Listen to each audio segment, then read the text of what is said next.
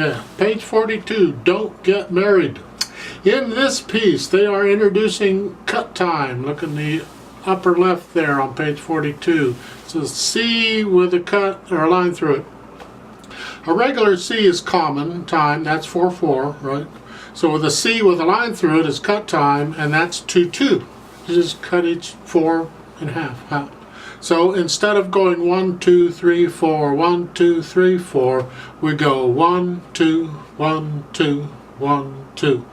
Sounds like we're counting slower, but you keep in mind it's like a quarter note gets half a count. So it's 1 and 2 and 1 and 2 and 1 and 2 and those are quarter notes. Those ba ba ba ba. That's faster than 1, 2, 3, 4. You get the idea. So usually when it's a cut time, it means it's going to go pretty good. What it really means is you want 2 pulses per measure. Okay, pulses can go real slow. Look at the first movement of Beethoven's Moonlight Sonata. That's in cut time. You just want to feel 2 pulses, but you don't want it to go real fast. It's just don't want it to go real slow either. All right, I've heard some people play that piece way too slow.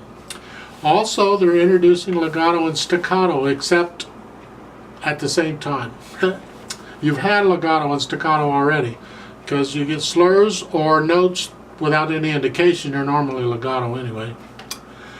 Staccato is the dot, you know that. So take a look at the first line. The left hand half notes, that's legato. There's no indication to do anything there, so you're just going to play them connected. Just connected. But the right hand is staccato. Now you got to do this at the same time, and that gets tricky. Takes a little practice to get the hands to do different things at once.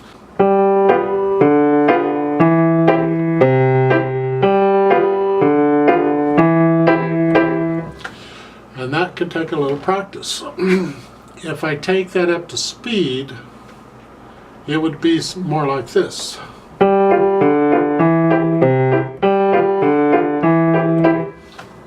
We're not going to go up to speed. You do that on your own, all right? We're going to take this slow. In the second line, you're starting it soft. You got a crescendo to loud at the end of the line. You got 4 measures to go from loud to soft, depending on which way you're going. When you have a crescendo or decrescendo spread out across measures like this, you got to plan it, all right? You don't. It's hard to just do it. When you're sight reading music like this, this is the sort of thing that's really difficult to do. You just don't think I'll start soft and now get loud, because you'll be loud by the second measure, and that's too soon. You don't want to get loud to the 4th measure, so plan ahead.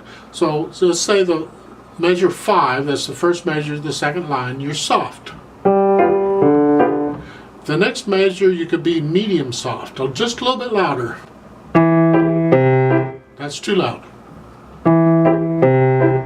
And the 3rd measure, you can be medium loud, which is a little bit louder.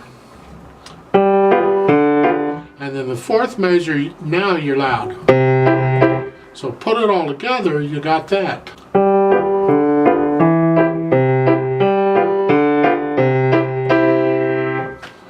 So it takes practice. You got to work that out. Then you go back to MP. They got words in here, and there's 2 verses, because there's a repeat sign at the end of the second line on page 43, which means you're going to go all the way back to the beginning, because there's no reverse repeat sign anywhere, so you go back to the beginning. It tells you back to beginning. It shouldn't have to, and music normally won't. It's up to you to understand the repeat sign. You go back to the beginning, unless there's a reverse repeat sign that gets in the way, and then you go back to that. Now there is a note at the top of page 43 that says 8 VA second time, which means after you repeat it and you get to back to the top of page 43, you're going to take the right hand and move it up an octave. Only the right hand. If they wanted both hands to go up, they would have to say both hands or something. Something to indicate both hands. That by itself is just the right hand, where it is. So instead of here, you're going to go up to here. Second time, all right? So at the bottom of page 42, on the second time, you're here. Know and be ready that the right hand's got to go up an octave. Doesn't take long to get there. You may have to practice that move. You got to go here and be ready to go. You can do it fairly quickly. Don't try and just do it quickly. Nice, relaxed, smooth. Like so. Then on the second time, when you get to the end of the second line and you want to go to the third line, you got to go, the right hand has to go back down. So you're ending here at the second line. Now you got to go back here. But you have one measure or one beat rest to do that in, so that's not a problem. You can go from here. While you play that G in the left hand, you got time to move your hand down. You might still have to practice the move because it's a chord and you got to get all three of those notes. You got to get right on it. All right. The last line has another crescendo, but you can work that out too. And the last measure. You are here in the C position in the left hand throughout this whole thing, the C position. Right hand is here in C position, not a problem. But that last note in the left hand is here, an octave down. You have a one beat rest to get there, so it shouldn't be a problem. You should be able to go there. While you're playing the second beat, go there. So you're ready. Might have to practice that too, but the point is it's doable there. It's not a problem. That's about all I can think of to say in this mess, so let's give this thing a try really slow. Hands are in C position. There's no pedal. Don't use pedal. This is a fun piece, a gaily piece. They could have said allegretto as far as I'm concerned. It's just a fun thing. Let's do this. Bring out the melody. You see the melody in the third line down, right hand has it. In the fourth line down, left hand has it. Bring out the melody wherever it is. Yeah, the first two lines of page 43, both hands have it. Even though this is cut time, so normally I'd go 1 and 2 and 1 and 2. Okay, I'm going to put the metronome beating quarter notes rather than half notes, because half notes get the beat.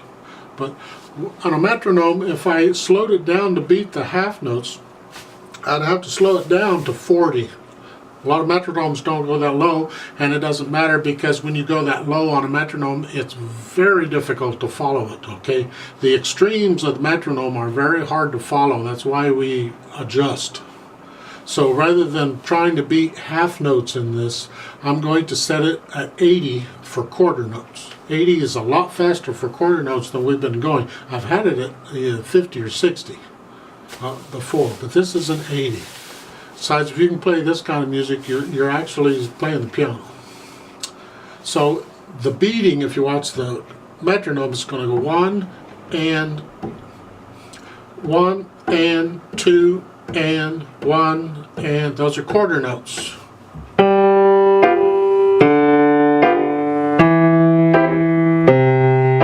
Like that, alright? If you can't play it that fast yet, just play it on your own for a while until you can. Eventually, play it with me. It's okay to just play one hand at a time if you have to with me. That's fine too. One hand and then the other, and then whenever you're comfortable enough, try both hands together. Eventually, you want to speed it up even more than that. So, let's try this. 1, 2, ready, go.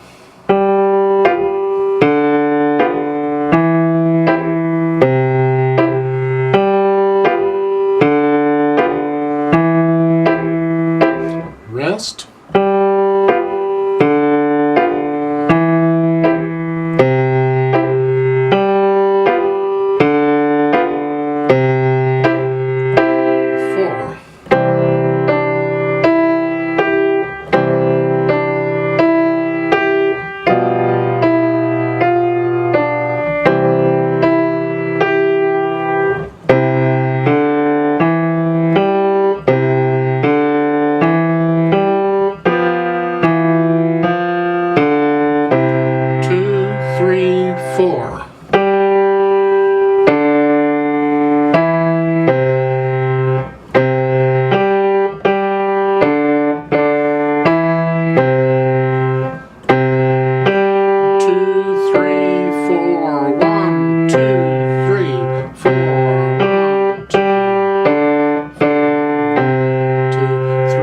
repeat.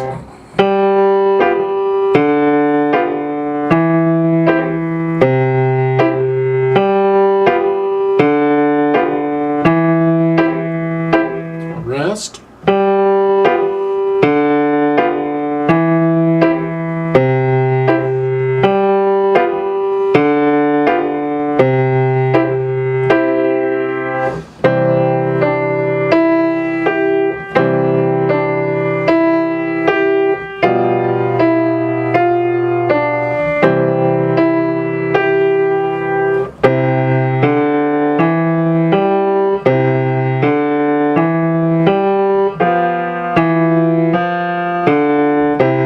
2, 3, up here.